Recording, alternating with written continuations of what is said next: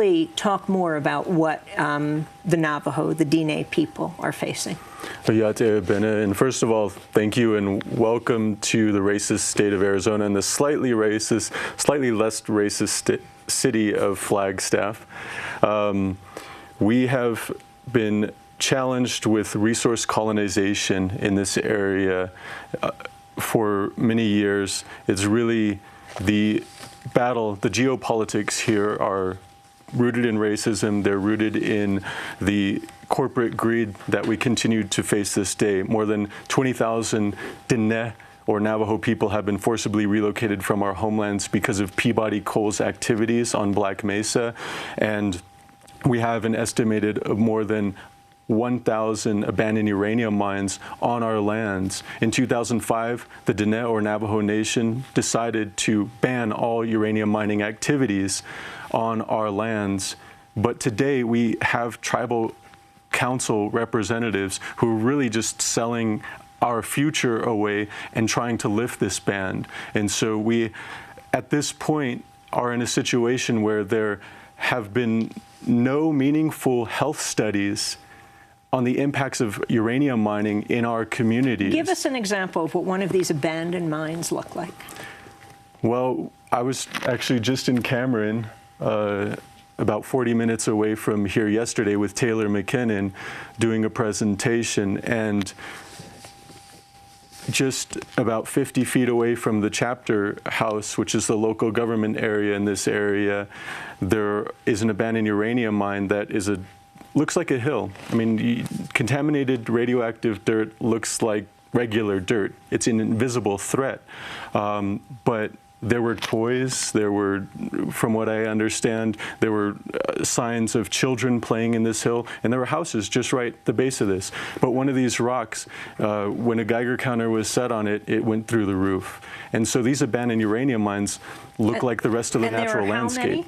There are an estimated over 1,000 in our homelands, but there are estimated to be over 10,000 abandoned uranium mines throughout the whole United States, and it's primarily within 15 western states. But the EPA has never done a meaningful inventory on these threats that are really a toxic legacy that impacts us to this day. It's really a slow genocide of the people, not just indigenous people of this region, but it's estimated to be that there are over 10 million people who are residing within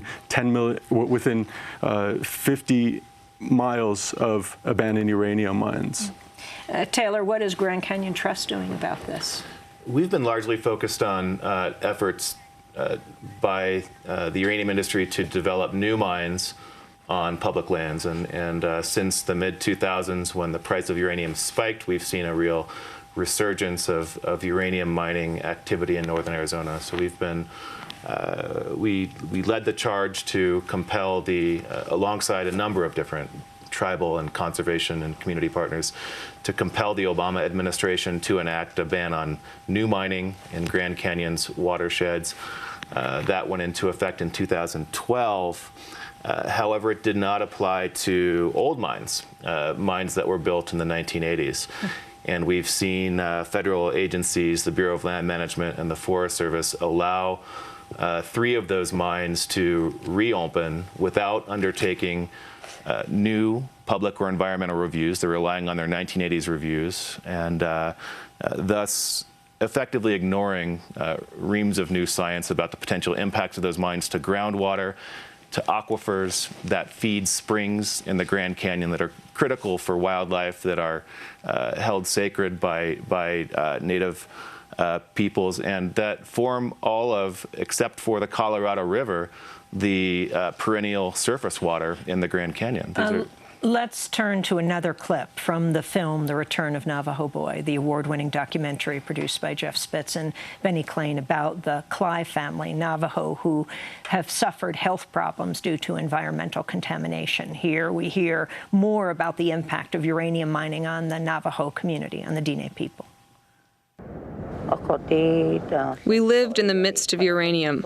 We walk upon it every day. Our houses are built with it. It's in our walls. Royalties from the uranium mines are providing much-needed cash for the Navajo prospector and for the tribe. Many of the Navajo men are employed in the uranium mines, where they are valued as conscientious workers. The mining company didn't tell our fathers and uncles that uranium could kill them or that it would be used to make atomic bombs. Again, that's a clip from The Return of Navajo Boy.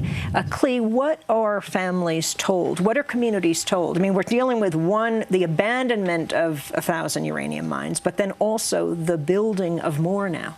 Well, the EPA has a 5-year plan that was initiated to clean up these abandoned uranium mines, but the reality is that these mines are not being cleaned up. The EPA is turning these abandoned sites into containment or to waste dumps that are toxic, that are hazardous, that are still leaching contaminants into our waterways, that are still impacting our grazing lands and our sheep and so forth. And we have abandoned uranium mines and threaten new proposed uranium mines in proximity to our sacred sites, which are vital for our way of life, for our cultural identity. So we are being told that essentially the message that we are sent is that the impacts to our health, our well-being, and who we are in our sacred lands is not meaningful enough to have serious cleanup. How do the rules work because of the different laws on Native American reservations?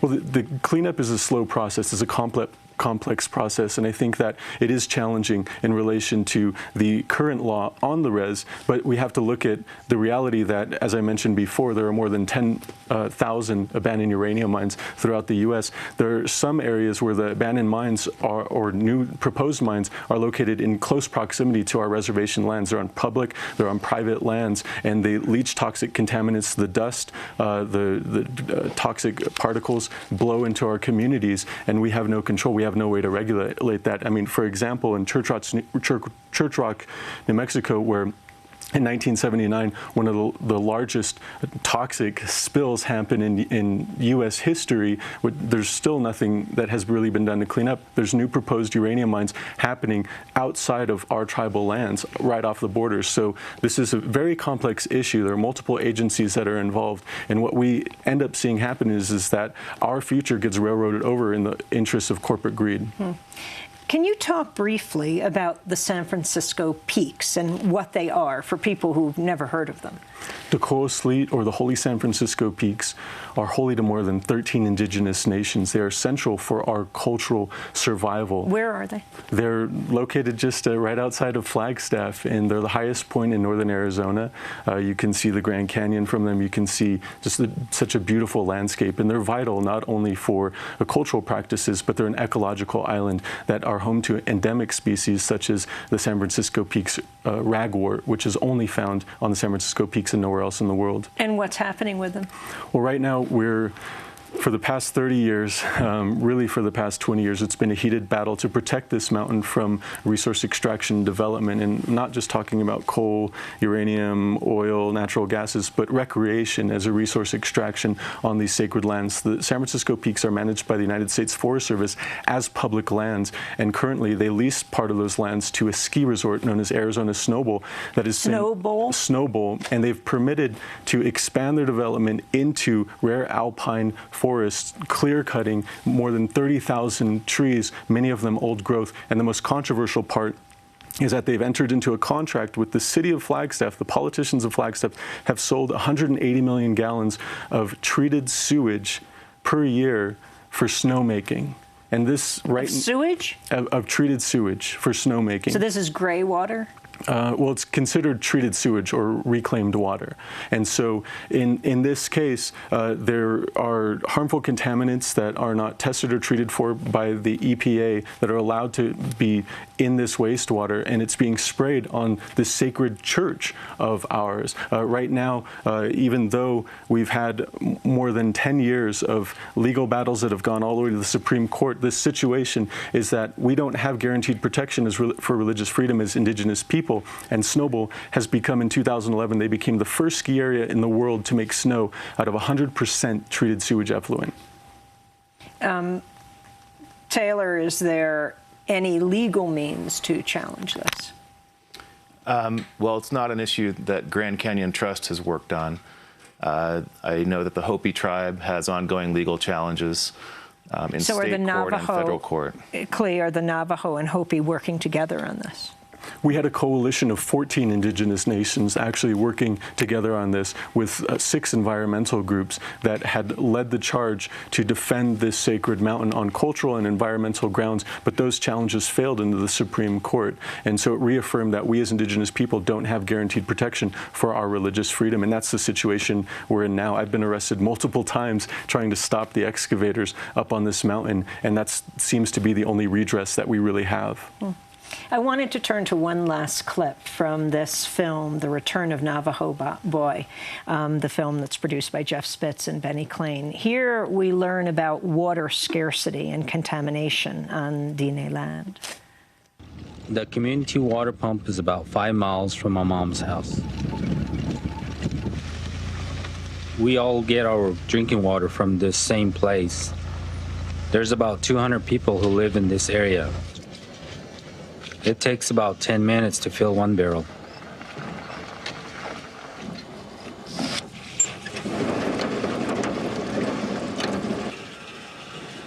My niece Cherie learns to be patient filling the barrels.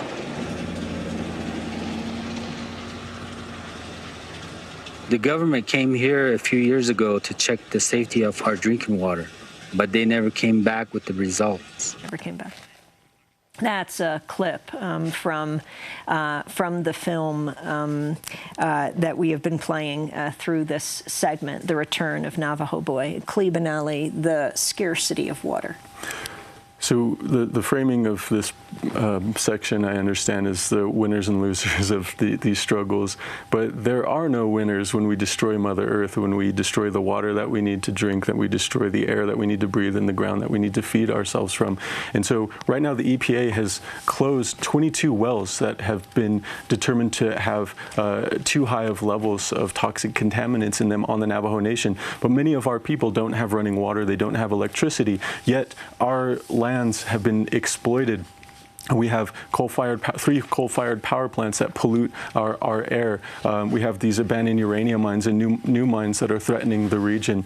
We have hydrologic fracking that's threatening our land as well. But this isn't just an issue for here. Wherever there's an environmental crisis, there's a cultural crisis because we are people of the earth. This is a social crisis that everybody has some impact of, because when we look at the larger challenges of global warming from an indigenous perspective is just a symptom of how we are out of balance with Mother Earth. So this is a problem that's all over. Talk about how climate change affects indigenous people.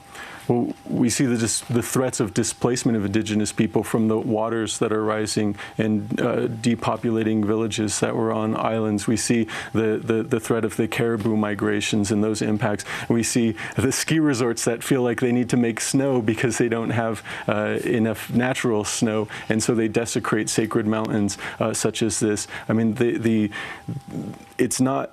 We are all indigenous to this land, to somewhere on our mother, the earth. And so these impacts impact us all. And Taylor, finally, the effect of climate change on the Colorado River area and the Grand Canyon. Researchers have projected declines in flow of up to 30% in the coming century owing to climate change and other factors. And so in a time when the Colorado Plateau and the Colorado River Basin and its water users stand to lose the most, it's a time for this region also to look very carefully at the energy choices that we're making.